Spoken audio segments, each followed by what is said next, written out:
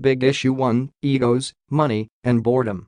Since the dawn of time, or at least the Syracuse Nationals era, these have been the demise of many a potential NBA dynasty, and Golden State will need to guard against the growing influence of any of the three.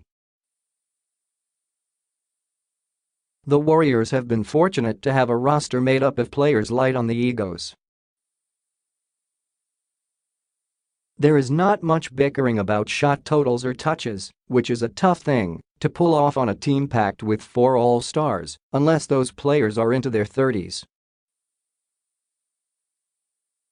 But all of the Warriors' top stars are in their prime seasons. But we've got questions, starting with, what did reserve forward David West mean when he told ESPN that there was much negativity behind the scenes? Can the Warriors stay on the same page?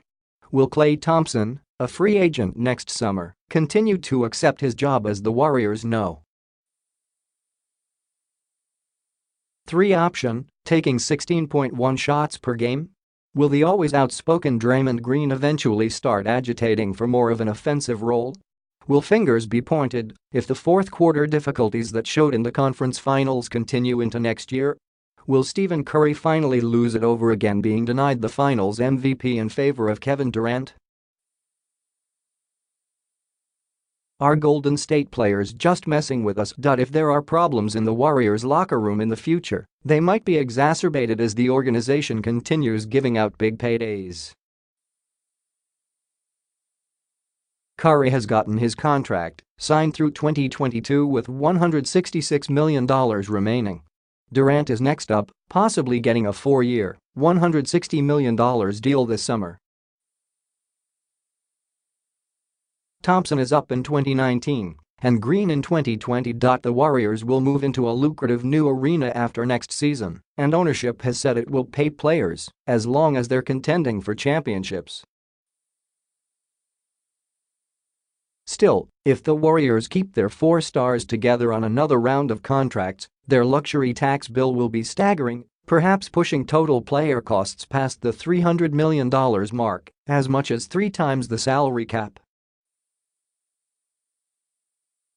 Perhaps the front office will have to draw a line at just how far into the tax the team ought to go.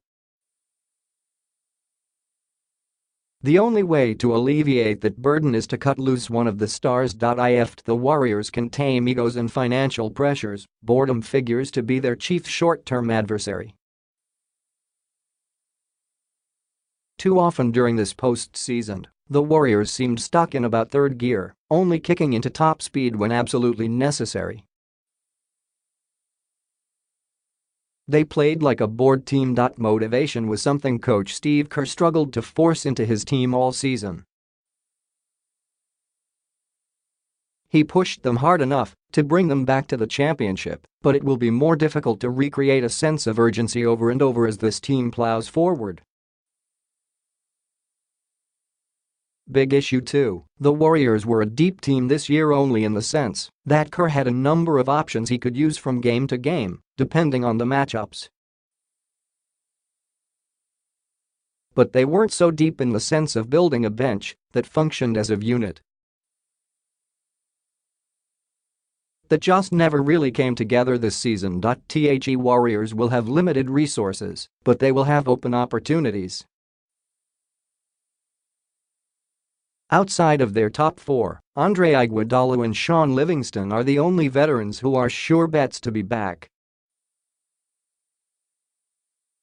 Jordan Bell, coming off a solid rookie year, will return too. After that, the Warriors will look to get younger and more versatile off the bench, even as they fret over potentially losing locker room leaders. That could start with West. He and Zaza Pachulia are extraneous here, except for their veteran voices. Golden State will have a decision to make on center JaVale McGee, who played well in flashes but was not consistent. Nick Young is surely gone.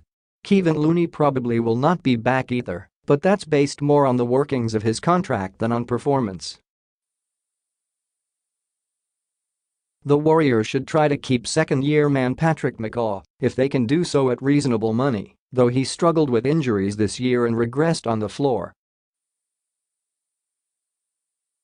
That means the Warriors will try to fill 4 or 5 bench spots using mostly veteran minimum deals. They do have the 28th overall pick this season, and they could buy a second-rounder, as they did with Bell in the last draft. There's hope that some of the rotation holes can be filled that way by developing young players. It's a risky way to ensure roster depth, though. Free agent outlook: the re-signing of Durant should get done with ease, the only question being whether he wants the full max deal now or a shorter contract that allows him to hit free agency in 2 years should things take a bad turn in Warrior land. Unlikely to get done: a contract extension for Thompson and/or Green. Of the two, Green is more likely to accept a new deal now, but both can make more by waiting until they hit free agency rather than securing extensions this summer. Beyond that, the Warriors' challenge will be, as we've covered, sorting out the bench. Most likely, they'll keep a big guy, McGee, with Iguodala, Livingston, and Bell off the bench.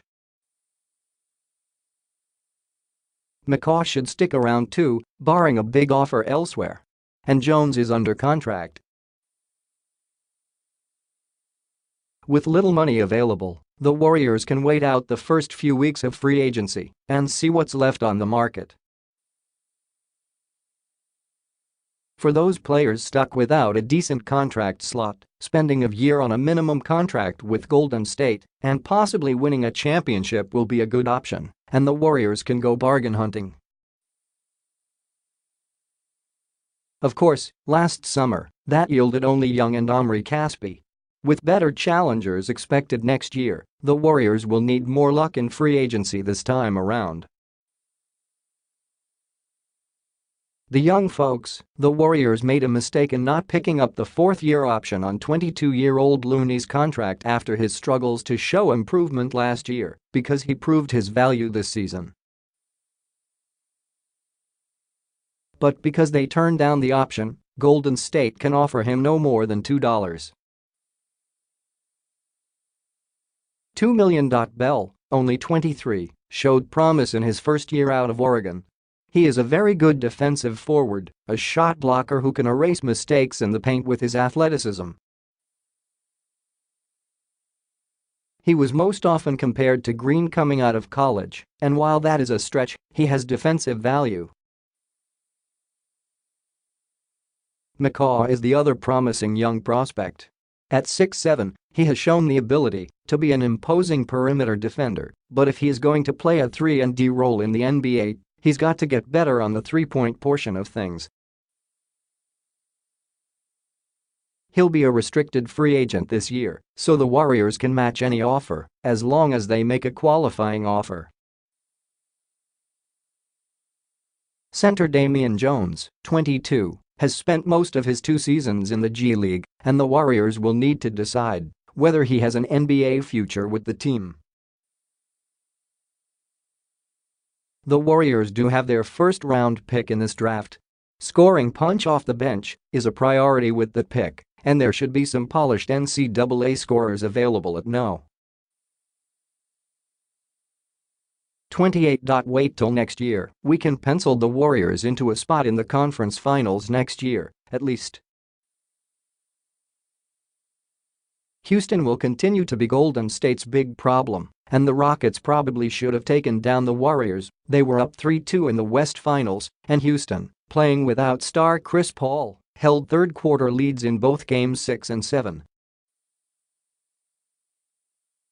There was some good fortune in getting back to the finals. It will take more than good fortune next year for a couple of reasons.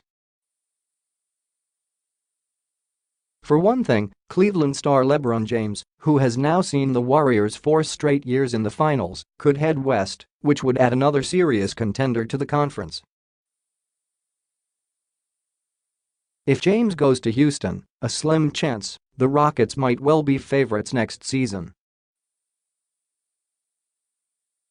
If he goes to the Lakers along with, say, Kawhi Leonard or Paul George, then an entirely new problem will have sprouted in the West. Should the Warriors reach the finals, they may find that the next East champ is a trickier matchup than Cleveland has been. Boston is the most obvious contender, having reached Game 7 of the East Finals with two stars, point guard and one-time Warrior slayer Kyrie Irving and wing Gordon Hayward, on the sidelines with injuries. The Celtics' versatility on both ends makes them a deeper, tougher potential matchup for Golden State. And there are the Sixers too. Philadelphia is holding the number 10 pick in this year's draft, as well as enough cap space to sign a major free agent. They have two of the brightest young stars in the league, Ben Simmons and Joel Embiid, and some quality young role players, Dario Saric, Robert Covington. They're also hoping last year's number 1 pick, Markelle Fultz, gets a mulligan on his strange rookie campaign. The Warriors almost certainly will enter next season as the most talented team in the league.